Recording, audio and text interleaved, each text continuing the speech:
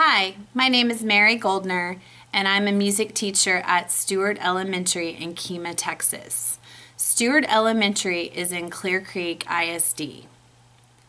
Our student population is 822 students. We have the grade levels early childhood pre-K all the way up to 5th grade. Our student ethnic makeup would be 3.3% African American, 60.1% Hispanic, 32.2% white, 0.2% American Indian, and 1% Asian. Our student socioeconomic makeup is 58.4% economically disadvantaged, 41.6% non-educationally disadvantaged, and our ELL, our English language learner population, is 44.8%, and our at-risk students are 59.1%. Our faculty is made up of 67 different faculty members. Our ethnic makeup for our faculty is 2.2% African American, 1% Asian, 21% white, 22% Hispanic.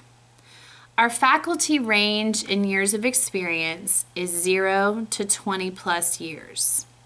The average teacher at Stewart Elementary has 8 years of experience.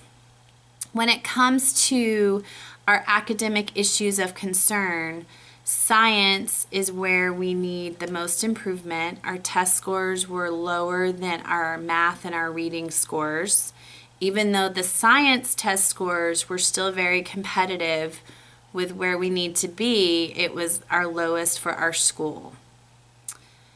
As far as our cultural and social issues of concern, our students and faculty are still adjusting and recovering from Hurricane Harvey. We did have over 250 families affected at my school. Our cafeteria was flooded.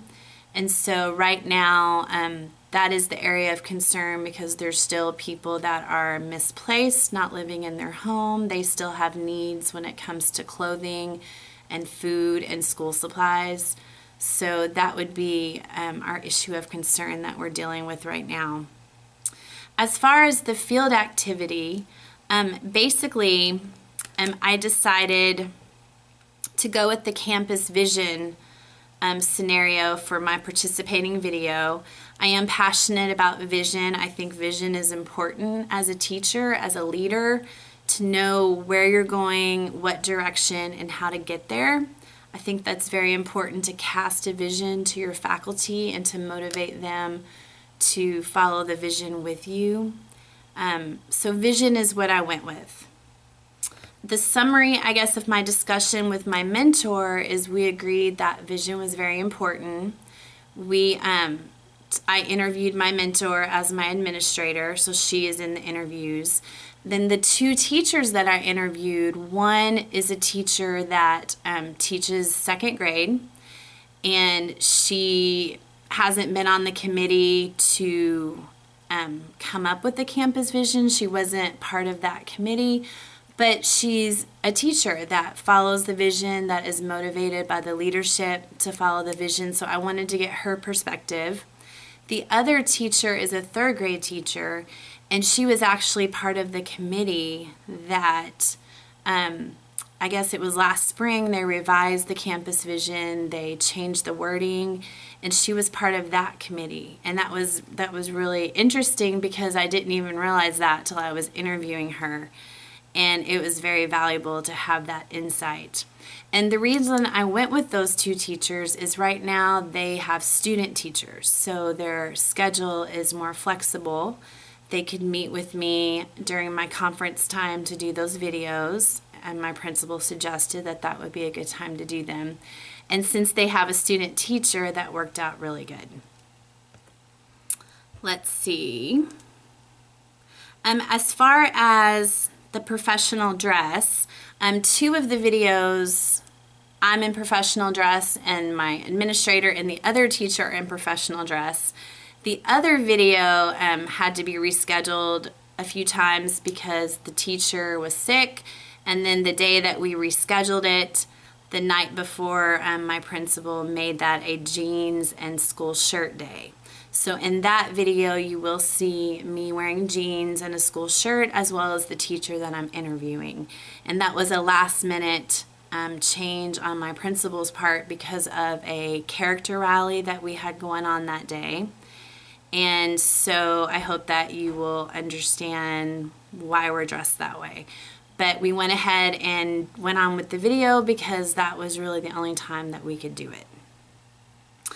The purpose of the interviews was just to find out where they are on campus vision, to find out what they understand about it, where they can find it, is it clear, do parents know, what's their perspective when it comes to their students, to just get kind of a feel for, does our campus really know what our campus vision is? Do they understand it? Is it part of what they're doing every day as teachers? And my administrator interview was very good because she's very clear about the vision and she integrates it into everything we do. However, she did see through the interview that maybe it's not as easily accessible as she would like it. And so she's going to work on getting it on our newsletter and different places like that. As far as who should be interviewed, I did the teachers that I mentioned that have student teachers so that their schedule was flexible. The interviews were scheduled during the day, and that worked out with everybody's schedule because of the student teaching situation. As far as what materials did I need, I used my classroom, which I'm in right now, for 2 of the interviews. And then I used my principal's office for 1 of the interviews. And then I just needed my questions that I was asking. I took notes as I was interviewing them. And then I just needed the camera to do the actual videotaping. Thank you. Thank you, Dr. Moses, for interviewing with me today. If you could tell us just a little bit about your position and what you do on campus. Okay, so I'm the principal here at Stewart Elementary. This is my 10th year as principal at Stewart. I had the privilege of teaching here before, and then I was an assistant principal and a district coordinator for the district. But I love being at Stewart. Awesome. And can you tell me what the campus vision statement is? Yes, so in Clear Creek ISD we have what we call a strategic plan, and that's what we operate on.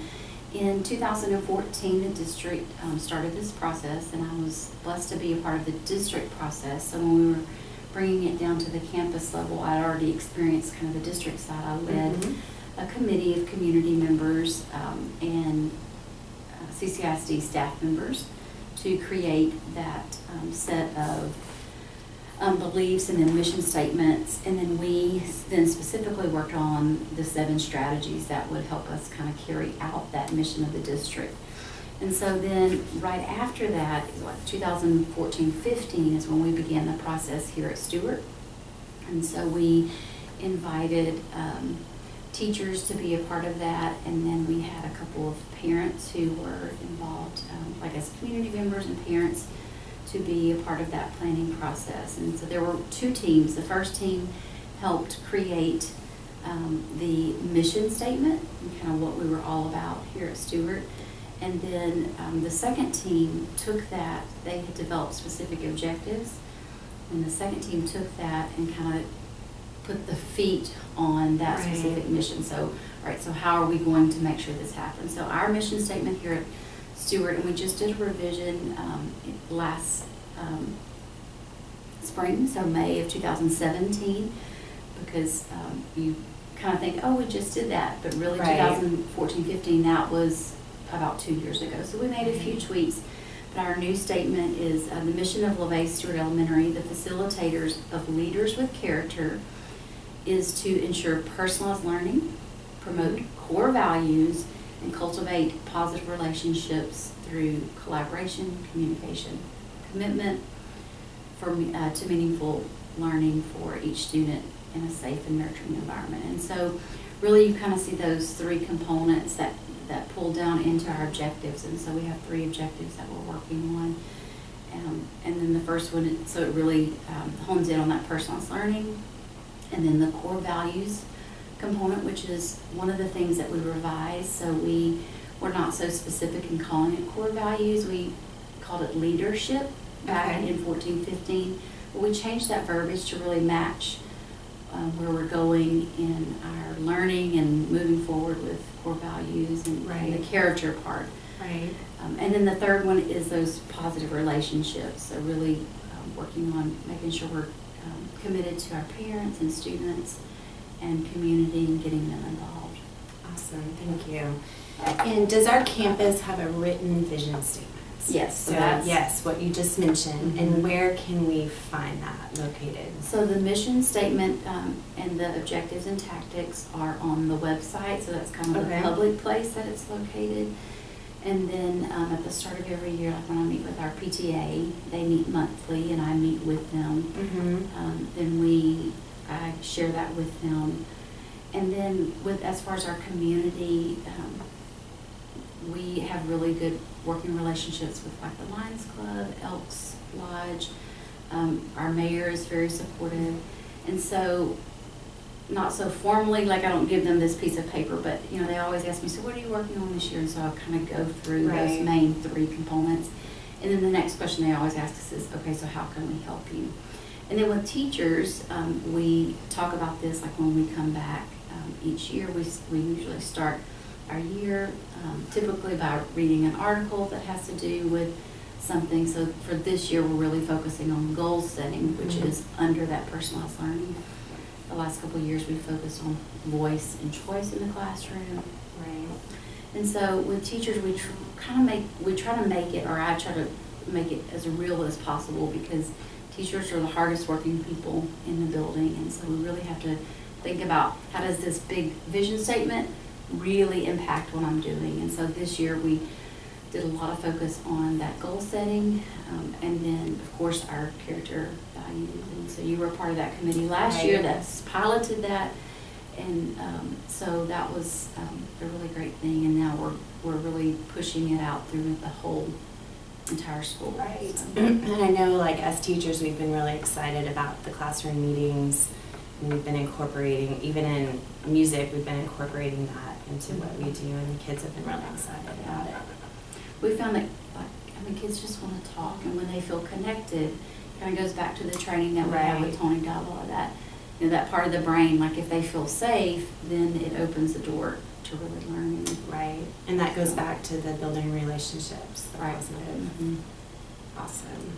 And who do you feel should be involved in reviewing or developing a campus vision statement? So for our process, we had definitely teachers, and then a couple of the parents, community members. A couple of them served dual roles, but I would like for in the future to be able to include a student potentially. Okay. I think that would be a really great way of getting that kind of student voice in there. It's a little bit trickier at the elementary level because we serve such young students, ages 3 to our 5th graders are 11, and so really you have to think about who that right kid would be that could be articulate and think not just about themselves, but as a whole to represent. But I would love to do that the next time we, revise. Yeah, I think that's a great idea. I'd love to see that. Do you think that the development of a campus vision is a shared responsibility, and who shares the responsibility? Absolutely. So, for me, like, I could get up there and say this is what we're going to do, but if there's not an ownership, and that really goes with anything, but especially with the vision and kind of where the campus is going, if teachers don't buy into it and feel like I was a part of this decision, and that's why I thought it was so important for that committee last year, like with the character part of our mission statement, to really kind of have input, and they tried it out for a whole semester. Any bumps we ran into, we refined that. But, I could get up there and say it, and we're going to do it, and some will because they love it and that's what they want to do. But if it's not something that they feel like they're a part of, then to me that's a breakdown. And so to me it's really, really important that it is a shared responsibility, of course, when we were writing this back in 14, 15, you know, I always told them, okay, if I feel Right. like we're veering off as the principal, I'm gonna get us back in the right direction. So it's Right. not totally hands-off for me, but it's more in, you know, guiding and being there to Right. support their thoughts. But to me, it's crucial. We have, right at 70-ish, like teachers and paraprofessionals. And so when you get that many people in the building, it's really important to tap into the ideas that they have. I Right. mean, it's much better than just me, so.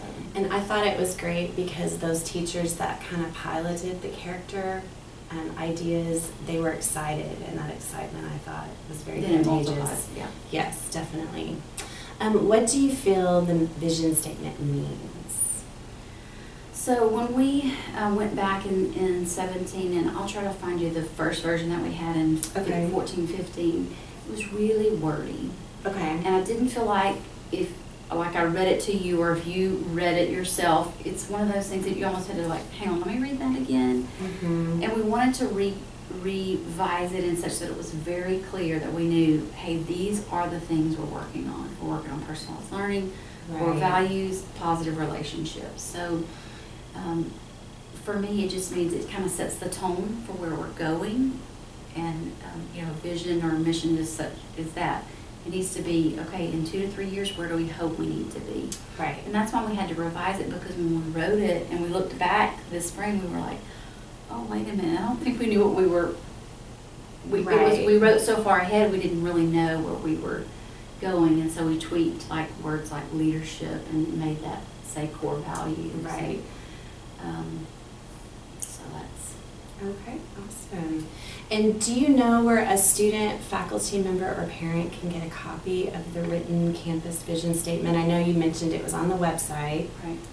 Are there any other locations, or is that pretty much where you would steer No, but people? you know, thinking about it, I'm thinking we could probably PDF this and put it on there. There's no reason we couldn't. So that might be something Okay. good that we could do.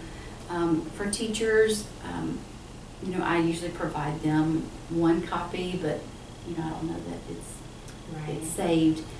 It is available in our It's Learning Okay. course. But again, I don't know that that's something that teachers just go back and say, oh, let me read the vision Right, statement. right. But to me, that's why we have to continually talk about it. Right. And then sometimes you'll hear me reference back, remember, this is one of our goals in our strategic Right. plan. This is why we're doing this. But, you know, and for me, I have to not deviate or veer off and say, oh, well, I think we'll do, you know, now we'll talk about grit and Right. go a different way. Right. I have to make sure everything we do is aligned to the PL, the initiatives, you know, that we're pushing Right. out. It has to be totally in line.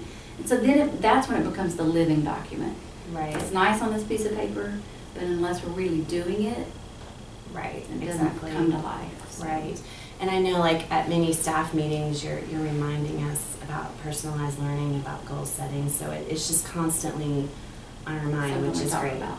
And I loved on the website how it was right there, and then the core values were right under it. So Mhm. I think when parents are searching our school, even if they're prospective parents, it's Right. very, very clear.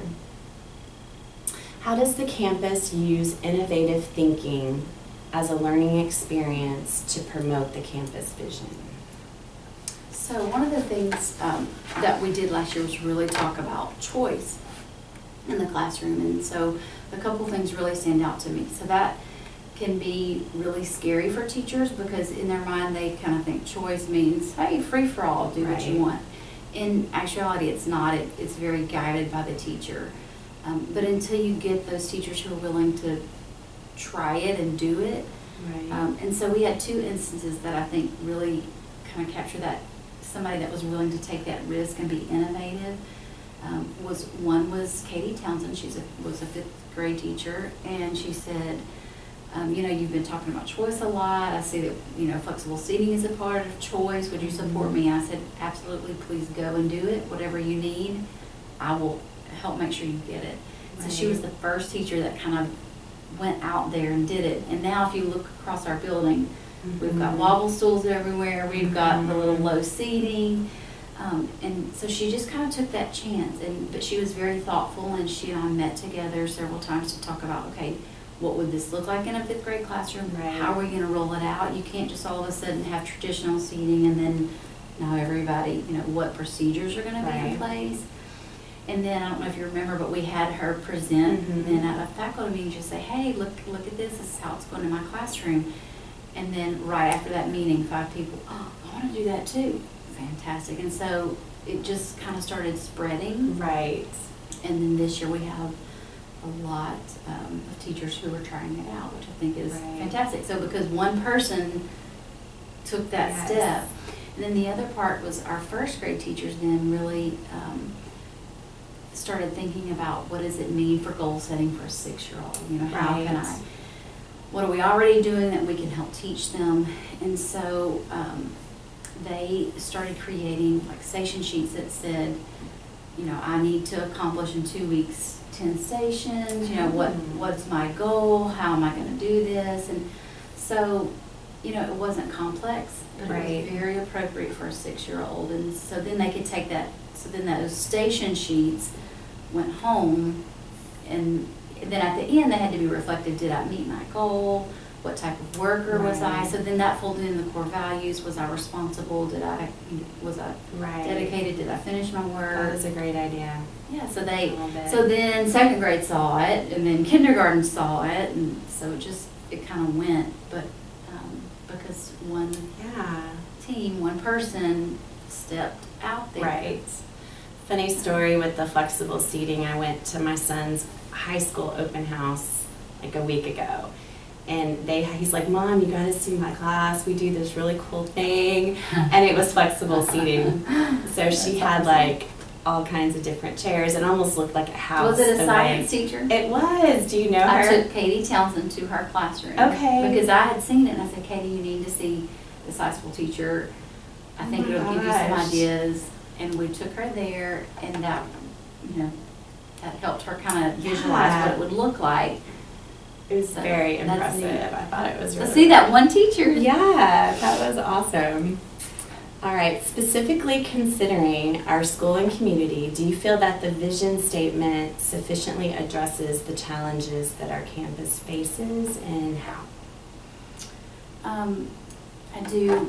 We are a Title I and a bilingual campus. So, what we know that research says about the type of students that we serve is that if they're economically disadvantaged, they're this, and this is going to be an issue. And if they're second language learner, here are the things that are going to, not be so well. And really at Stewart, we've kind of taken the mindset of no matter who walks in our doors, we're going to serve them. Right. But we've had to be flexible in that. We can't have classrooms that look traditional or that say everybody take out the same textbook and read the Right. same text. And so when our teachers were writing that, this particular mission and vision, they knew like, okay, it can't just be personalized learning because that's a word. We really have to look at what level of reading are kids on. In math, everybody's not at the same level. How are we going to Right. address those kind of things and really make it meaningful? The core values part was something that we really felt like, in general, kids need to know, but we know Mhm. that our parents are very busy. They're working multiple jobs, or they're not at home when kids get home. Right. And so we need to be helping them learn those core values. And then that positive relationship. So sometimes we are the only positive smile that they see.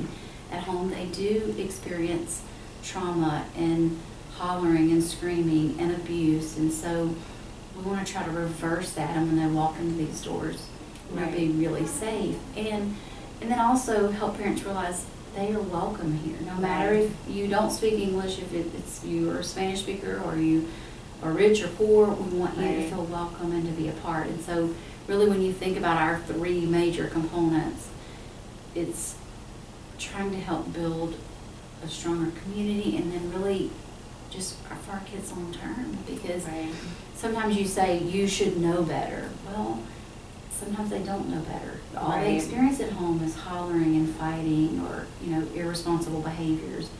And so, teaching has become much more than just math, science, and social studies. It's Right. become developing the whole child. Right, so, And I love with the core values how they're thinking about it. They're looking for situations where they can be helpful and be caring and be trustworthy. And then now they're noticing when other kids are doing Right. that. I really Yeah. love that. Definitely.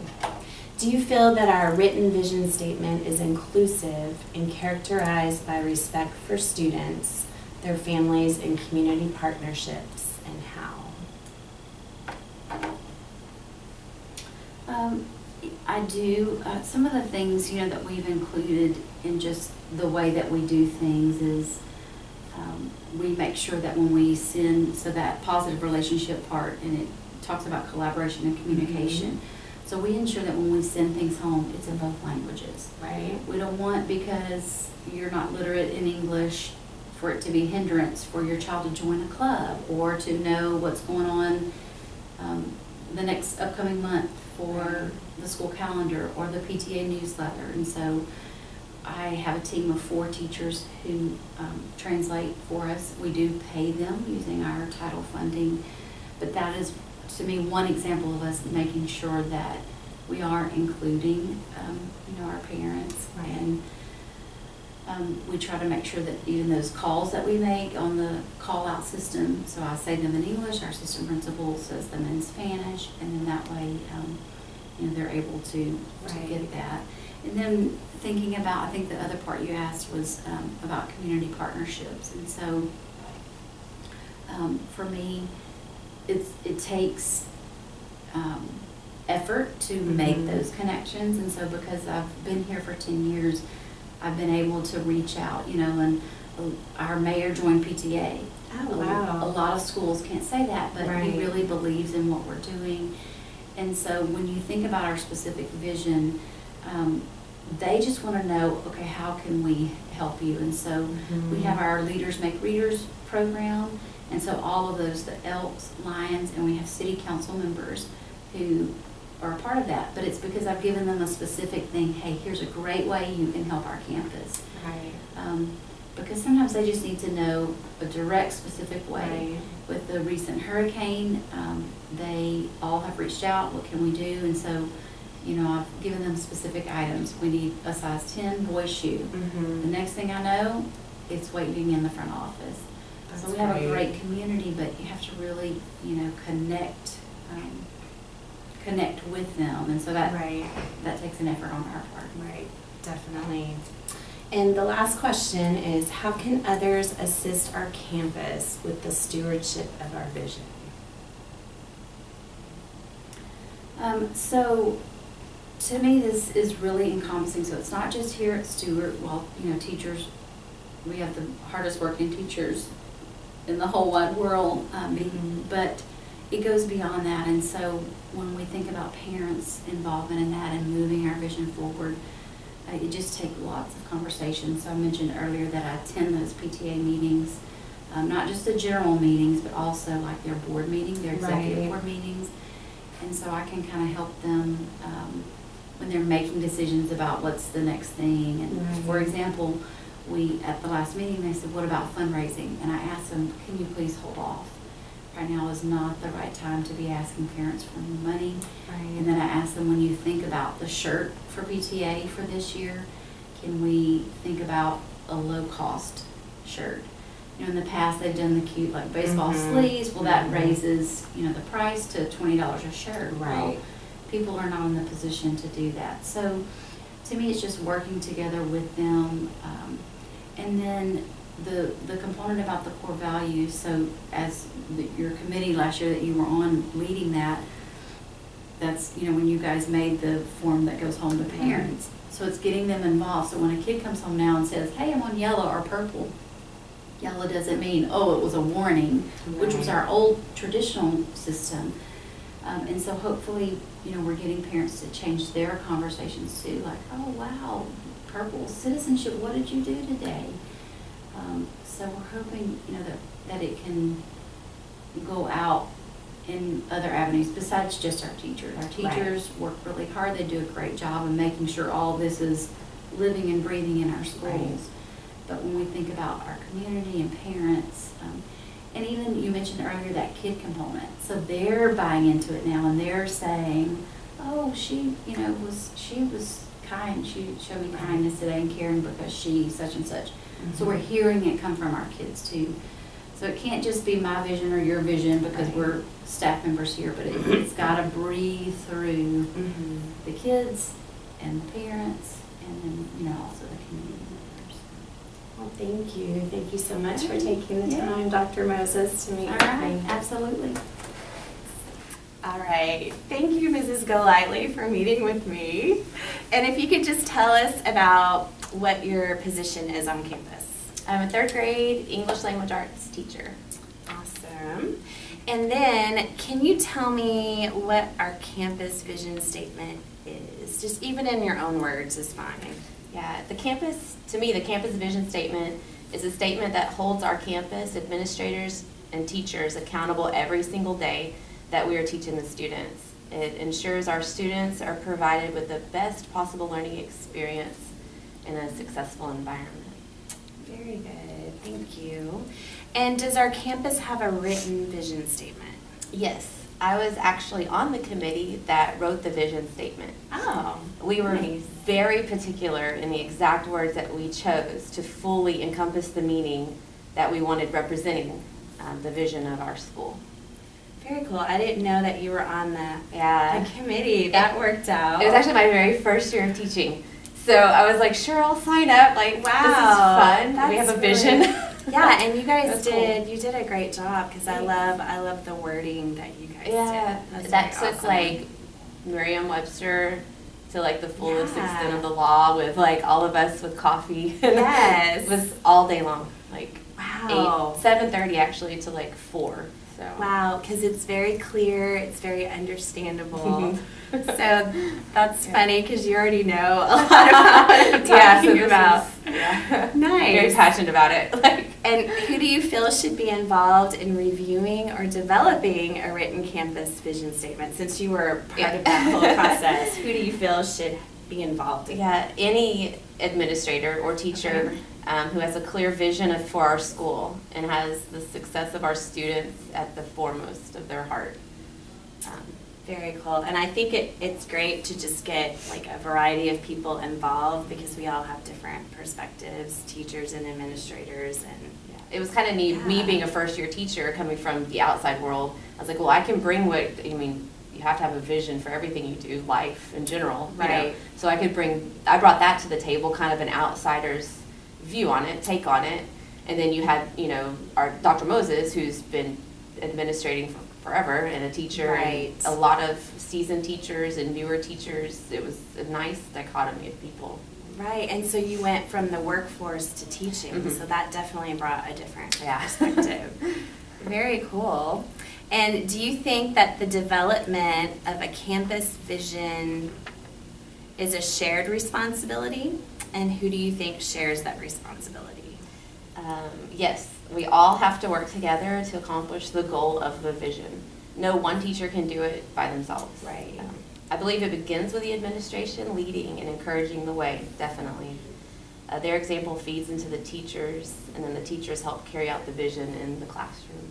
Right, and I love how Dr. Moses just kind of motivates us, and she includes us in a lot of Yeah. it. And so there's buy-in where we're motivated to follow, and she kind of encompasses it in different things that we do. Yeah, It's she's very like cool. right there along with us. It's not like, Yes. okay, I'm telling you to do this, go do it. It's Right. the leaders of our school, even all our coaches, and Right. everybody is kind of along the way with you. Right, and it's not like it's her idea and we must follow it. Right. It's, we had a team that came up with it, and she's, just using us as a team to work together towards a common goal. Yeah. So that's very cool. What do you feel that the vision statement means? Or you could even be, what do you feel that it means to you personally? What do you feel that it means to the school? However you want to direct that is fine. Yeah, I feel it means that we have a safe and nurturing environment with the best interest in mind for our students, and we provide specifically what they need to succeed. Very cool. And then communicating that idea to the parents, Right. because they don't understand our education jargon. Right. So it's kind of Right. clearly also, this is what our vision is, here it is in your language. And Right. it's total parent buy-in once they understand that we're doing this for the student. It's all about the Right. kid. It's not about the teacher, it's not about the parent, it's about the child. And once they kind of have that understanding, you can all flow together. And Right. what I've found. And I think with our character emphasis, especially, I know we're sending home positive reinforcement on were they trustworthy, were they caring, what did we notice, and I think that's really helping parents understand our character emphasis that we're doing. So Mhm. that's really cool. And the kids are excited about it. Yeah. And they're